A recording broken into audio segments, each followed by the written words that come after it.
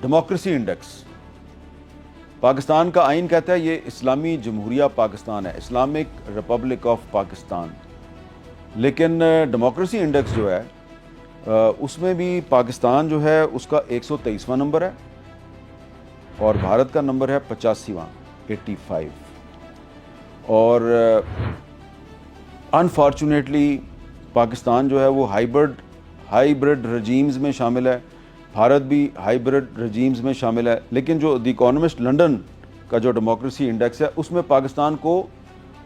Authoritarian regimes میں شامل کیا گیا ہے، جبکہ بھارت کو ہائیبرڈ رجیم میں شامل کیا گیا ہے۔ ایک دفعہ پھر میں یہ بات افسوس سے کہتا ہوں، یہ قائد اعظم کا پاکستان ہے۔ ڈیموکریسی انڈیکس میں پاکستان کو بھارت سے اوپر ہونا چاہیے۔ تو ورلڈ پریس فریڈم انڈیکس میں پاکستان کی پوزیشن بھارت کے مقابلے میں بہتر ہے، لیکن رول آف لاء کے معاملے میں اور ڈیموکریسی انڈیکس میں پاکستان اور بھارت میں بہت فرق ہے۔ پاکستان بہت پیچھے ہے، بھارت بہت آگے ہے۔ اور اس کے علاوہ جو ٹرانسپیرنسی انٹرنیشنل کا جو کرپشن انڈیکس ہے، کرپشن پرسیپشن انڈیکس، اس میں بھی اگر آپ دیکھیں تو بھارت کا 85واں نمبر ہے 85 اور پاکستان کا 136واں نمبر ہے۔ پچھلے سال کے مقابلے میں پاکستان کی ایک درجہ بہتری ہوئی ہے، لیکن بھارت اور پاکستان کا فرق بہت زیادہ ہے۔ تو میں نے یہ آپ کو بتایا صرف اس لیے ہے، یہ تینوں چاروں چیزیں میں نے آپ کو بتائی ہیں کہ فوجی برتری میں پاکستان اوپر ہے، پوری دنیا اعتراف کرتی ہے، لیکن ہم نے پاکستان کو قائد اعظم کا پاکستان بنانا ہے، جو فوجی لحاظ سے بھی اپنے دشمن پر برتری ثابت کرے اور پریس فریڈم انڈیکس میں بھی وہ دنیا میں نمبر 1 ہو، چلو دنیا میں نہیں ہے تو کم از کم ساؤتھ ایشیا میں نمبر 1 ہو،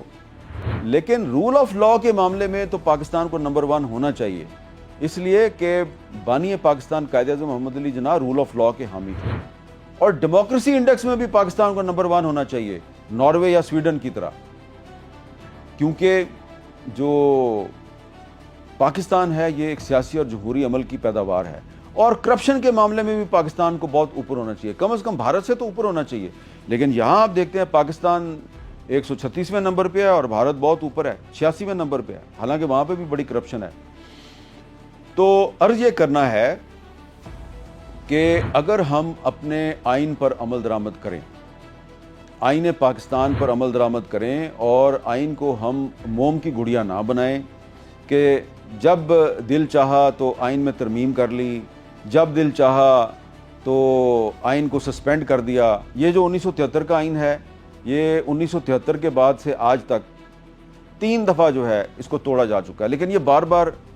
بحال ہو جاتا ہے، ریسٹور ہو جاتا ہے، اور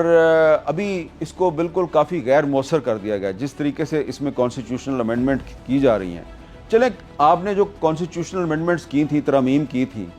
تو اچھی نیت سے کی ہوں گی، ہم آپ کی نیت پہ شک تو نہیں کرتے، لیکن ہمیں آپ یہ بتائیں کہ آپ جو کانسٹیٹیوشنل امینڈمنٹ کرتے ہیں تو اس کے بعد جو رول آف لاء کی رینکنگ ہے اس میں پاکستان کی پوزیشن بہتر کیوں نہیں ہوتی؟ ڈیموکریسی کی جو انڈیکس ہے اس میں پاکستان کی پوزیشن بہتر کیوں نہیں ہوتی؟ انڈیا کیوں ہم سے اوپر ہے؟ وہ اس لیے کہ ہم نے آئین کو ایک کھلونا بنا رکھا ہے۔ میں زیادہ ڈیٹیل میں نہیں جاتا، لیکن اس میں قصور آئین کا نہیں ہے، اس میں قصور ہے کہ جو لوگ ریاست کو چلا رہے ہیں۔ اگر آپ آئین کو دیکھیں گے تو یہ جو پاکستان کا آئین ہے،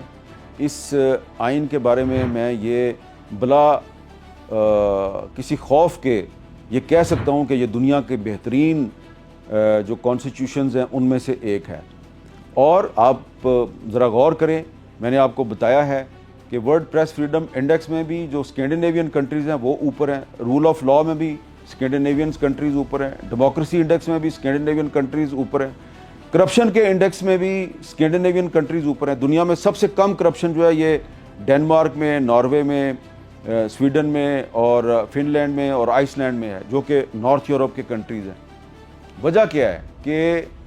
ویلفیئر سٹیٹ ہے، اور پاکستان کا کانسٹیٹیوشن بھی یہی کہتا ہے یہ ویلفیئر سٹیٹ ہے، اور ویلفیئر اسٹیٹ دراصل ایک اسلامی تصور ہے. اور اگر آپ قائد اعظم محمد علی جناح اور علامہ اقبال کے نظریات کا جائزہ لیں تو علامہ اقبال نے قائد اعظم کو واضح طور پہ یہ کہا تھا کہ برِ صغیر پاک و ہند کے مسلمانوں کی جو ایک علیحدہ ریاست بننی چاہیے، اس میں سوشل ڈیموکریسی ہونی چاہیے، کیونکہ سوشل ڈیموکریسی اسلام کے بہت قریب ہے. اور یہ جو اسکینڈینیوین کنٹریز ہیں یہاں پہ سوشل ڈیموکریسی ہے. اور اسی لیے جن لوگوں نے آئین پاکستان بنایا 1973 میں، انہوں نے اس میں جو آرٹیکل 38 کو شامل کیا، تو آپ غور کریں تو یہ ہمارا جو آئین ہے یہ دراصل ایک سوشل ڈیموکریٹک کانسٹیٹیوشن ہے. یہ ایک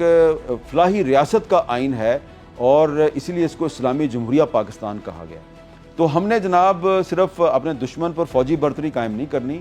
ہم نے پریس فریڈم میں بھی دشمن کو شکست دینی ہے، ہم نے رول آف لاء میں بھی دشمن کو شکست دینی ہے، ہم نے ڈیموکریسی انڈیکس میں بھی دشمن کو شکست دینی ہے، ہم نے کرپشن میں بھی دشمن کو شکست دینی ہے. اور یہ کوئی مشکل کام نہیں ہے، اس کے لیے صرف ایک کام ضروری ہے کہ آئین پاکستان پر عمل درآمد کریں. دعوے تو لوگ بہت کرتے ہیں، لیکن جو لوگ دعوے کرتے ہیں نا کہ جناب ہم اس آئین کے اندر رہ کے سارے کام کرتے ہیں، وہ بالکل اس آئین کے اندر رہ کے سارے کام نہیں کرتے. وہ روزانہ آئین کی خلاف ورزی کرتے ہیں، اور آئین کی خلاف ورزی میں سب ادارے جو ہیں وہ شامل ہیں. اس میں کوئی ایک ادارہ جو ہے میں اس کو بلیم نہیں کر رہا. اور سب سے زیادہ جو آئین کی خلاف ورزی جو ہے وہ ہماری پارلیمنٹ کرتی ہے، جو آئین کی روح کے خلاف قانون سازی کر دیتی ہے.